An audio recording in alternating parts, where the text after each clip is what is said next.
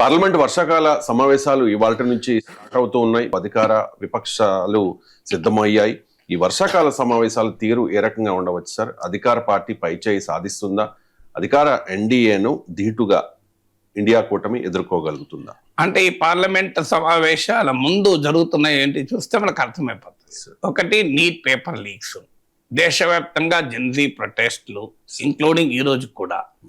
రెండు, Ram temple theft, దొంగతనము. ఇది Bharatiya Janata party core కాన్స్టిట్యున్సీలను చెదరగొట్టినటువంటి రెండు పరిణామాలు. మీకు భారతీయ జనతా పార్టీకి 2014 నుంచి ఇప్పటి వరకు ఓటు వేస్తున్న వాళ్ళలో middle class, upper middle class ఒక కీలకమైన కాన్స్టిట్యున్సీ.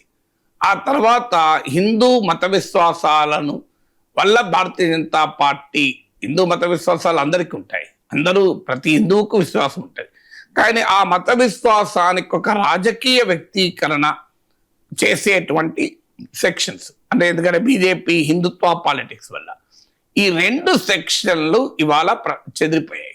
మీకు బీజేపీని ప్రశ్నిస్తున్నాయి.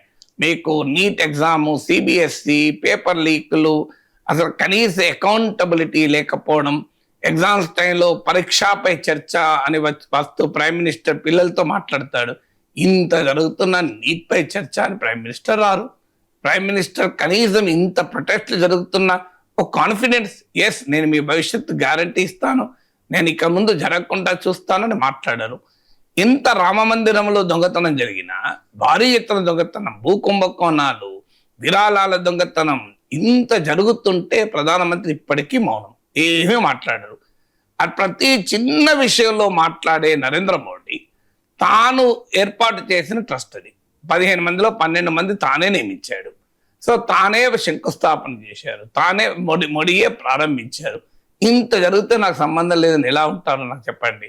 నాకు సంబంధం లేదు అంటూ అసలు మణిపూర్ పైన ఎలా నెల రోజులు మాట్లాడలేదో, మణిపూర్ అంతే ఒక ఎత్తు. ఇదే ఇంకా అన్యాయం, ఎందుకంటే రామ మందిర ఉద్యమంలో కీలక భూమిక పోషించారు మోడీ, దానివల్ల అధికారంలోకి వచ్చారు, తాను ప్రైమ్ మినిస్టర్ అయ్యారు. ఈరోజు ఆ ప్రైమ్ మినిస్టర్ అయినప్పటి నుంచి కూడా ఎన్నికలు గెలవడానికి రామ మందిరం నినాదమే ఉపయోగపడుతూ వచ్చింది. ఆఖరికి రామ మందిర శంకుస్థాపన నుంచి ప్రారంభం వరకు అన్నీ తానే నడిపించాడు, ట్రస్ట్ తానే నియమించాడు. తన ఆఫీస్లో ఉన్న ప్రిన్సిపల్ సెక్రటరీనే కన్స్ట్రక్షన్ కమిటీకి చైర్మన్గా పెట్టాడు. తనకు అత్యంత సన్నిహితులైన చంపత్ రాయ్నే జనరల్ సెక్రటరీగా ట్రస్ట్కి నియమించారు. ఆయన తన డ్రైవర్ను, తన అత్యంత సన్నిహితులైన డ్రైవర్ను ఆ విరాళాల కలెక్షన్కు కౌంటింగ్కు పెట్టుకున్నాడు. ఆ డ్రైవర్ తన ఇంకో ఫ్రెండ్ను పెట్టుకున్నాడు. అందరు కలిసి ఉన్నదంతా తీసుకెళ్ళిపోయారు. అక్కడ ఉన్న దాంట్లో అంతా కాకపోయినా ఎంత తీసుకెళ్లారో లెక్క తెలియదు, చాలా పరిమితం అంటున్నారు. ఆడ అమౌంట్ ముఖ్యం కాదు, క్వాంటిటీ ముఖ్యం కాదు. రామ మందిరంలో దొంగతనం ఏంటి అని. రాముడు ఎవరు? రాముడు మర్యాద పురుషోత్తముడు, రాముడు సత్యవాక్ పాలకుడు, రాముడు భూమిపైన సత్యానికి మూర్తిభవించిన స్వరూపము, ధర్మానికి మూర్తిభవించిన స్వరూపమైన రాములవారి గుడిలో రాములవారి భక్తులు ఇచ్చినటువంటివి రామ భక్తులే దొంగతనం చేస్తే, దొంగతనం చేయడం వాళ్ళు రామ భక్తులే. మళ్ళీ వాళ్ళు ఎవరు రావణ భక్తులు కారు, వాళ్ళేమి హిందూ ద్రోహులు కారు, వాళ్ళు పాకిస్తాన్ ఏజెంట్లు కారు. రేపు బహుశా అంటారేమో అందులో పాకిస్తాన్ ఏజెంట్లు చొరబడ్డారు అని. వాళ్ళే లౌకికవాదులు కారు, వాళ్ళు కుహనా లౌకికవాదులు కారు. మరి వాళ్ళే జరిపితే ప్రైమ్ మినిస్టర్ ఇప్పటికీ మౌనమే, ప్రభుత్వం ఇప్పటికీ మౌనమే. అందువల్ల ఇది ఖచ్చితంగా పార్లమెంట్లో ప్రతిపక్షాలకు బలమైన ఆయుధాలు అవుతాయి. ఇప్పటిదాకా బ్యాటింగ్ బీజేపీ చేస్తే ఇప్పుడు అపోజిషన్ చేస్తుంది. అది గమనించే అపోజిషన్ వీకెండ్ చేసే పని ఈ పార్లమెంట్ సమావేశాలకు ముందు నుంచే జరుగుతోంది. ఎలా జరుగుతోంది? ఈ రెండే కాదు, మీకు మూడోది కూడా చెప్తాను. పశ్చిమాసియా వార్ కంప్లీట్గా ఒక డిజాస్టర్ ఫారిన్ పాలసీ ఎక్కడ ఇంతవరకు. ఎందుకంటే మనకు గల్ఫ్ ఎంత ముఖ్యం అంటే, మన దేశ చమురు అవసరాల్లో 2/3 అక్కడి నుంచి వస్తాయి. మన దేశ ఎల్పిజి అవసరాల్లో 50% వస్తాయి. ప్రతి ఏటా $5,000 కోట్ల గల్ఫ్ దేశాల్లో ఉన్న భారతీయులు ఇంటికి పంపిస్తారు. 1 కోటి మంది భారతీయులు అక్కడ పనిచేస్తున్నారు. అలాంటి కీలకమైన ప్రాంతంలో వారు జరిగితే భారతదేశం ఎక్కడా కనిపించదు. ఎందుకంటే మనం తీసుకున్న ఒక రాంగ్ ఫారిన్ పాలసీ. అప్పటిదాకా ప్రభుత్వాలు అటు ఇజ్రాయెల్, అమెరికా, ఇటు ఇరాన్, అటు సౌదీ, యుఏఈ లాంటి అరబ్ దేశాలు, ఈ 4 రకాల ఫోర్సెస్ మధ్య బ్యాలెన్స్ చేశారు. నరేంద్ర మోడీ మొత్తం వదిలేసి కంప్లీట్ అమెరికా, ఇజ్రాయెల్ కౌగిల్లోకి ఇండియన్ ఫారిన్ పాలసీని తీసుకెళ్లారు.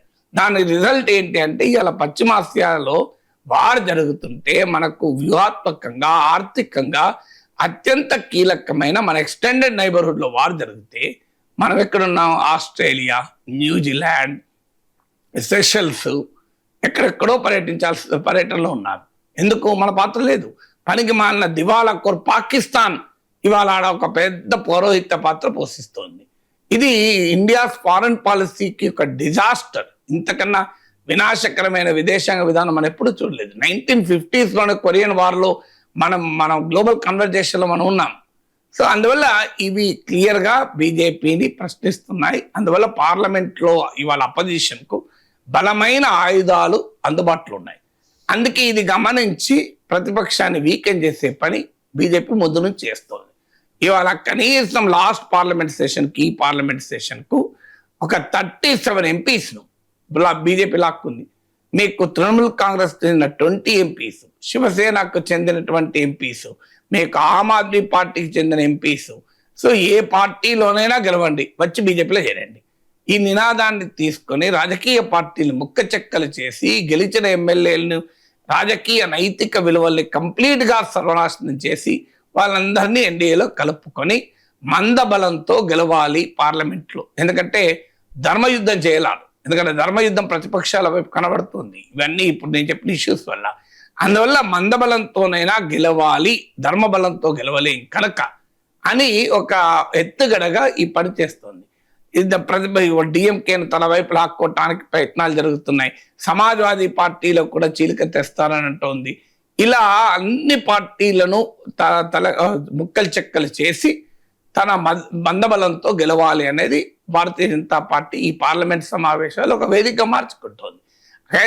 అదే సమయంలో అపోజిషన్ స్ట్రెంత్ రీత్యా వీకెన్ అవుతుంది, డౌట్ లేదు, అనుమానం లేదు. మీకు గతంతో పోలిస్తే ఎంపీల సంఖ్య తగ్గిపోతుంది. కానీ ఇష్యూస్ రీత్యా చూస్తే మీకు అపోజిషన్ వైపు పై చేయింది. మీకు యుద్ధంలో ధర్మమే గెలవాలి అనుకుంటే ఇవాళ అపోజిషన్ పై చేయి ఉంటుంది. లేదు బలమే గెలవాలి, ఖండబలమే గెలవాలనుకుంటే ప్రభుత్వానికి పై చేయి ఉంటుంది. ధర్మబలం గెలుస్తుందా, ఖండబలం గెలుస్తుందా పార్లమెంట్ వేదికలో తెలుస్తుంది. ఈలోగా అపోజిషన్లో యూనిటీ మాత్రం పెరిగింది థ్యాంక్స్ టు ఈ పరిణామాల వల్ల. అందుకే Newton third law of physics motion ఉంది కదా, for every action there is an equal and opposite reaction అని. సో ప్రభుత్వం ఒకవైపు ప్రతిపక్షాన్ని విభజించి బలహీనపరిచే ప్రయత్నం చేస్తుంటే దాని రియాక్షన్ ఏంటి?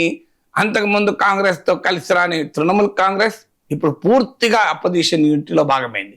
అంతకుముందు దూరంగా ఉన్న ఆమ్ ఆద్మీ పార్టీ ఇప్పుడు పూర్తిగా ఇండియా కూటమిలో భాగమై ప్రొటెస్ట్లో పాల్గొంటుంది. ఎందుకు? వాళ్ళ ఎంపీలందరినీ బీజేపీ లాగేసుకుంది కనుక. సో అందువల్ల opposition is more united today. అంటే 3 ఫ్యాక్టర్స్: ఇష్యూస్ రీత్యా అపోజిషన్ పై చేయింది, ఐక్యత రీత్యా అపోజిషన్ పై చేయింది, కన్విక్షన్ అండ్ కమిట్మెంట్ రీత్యా అపోజిషన్ పై చేయింది, స్ట్రెంత్ రీత్యా అధికార పార్టీకి పై చేయింది. అందుకే నేను చెప్పి ధర్మబలం గెలుస్తుందా, ఖండబలం గెలుస్తుందా తేలుతుంది.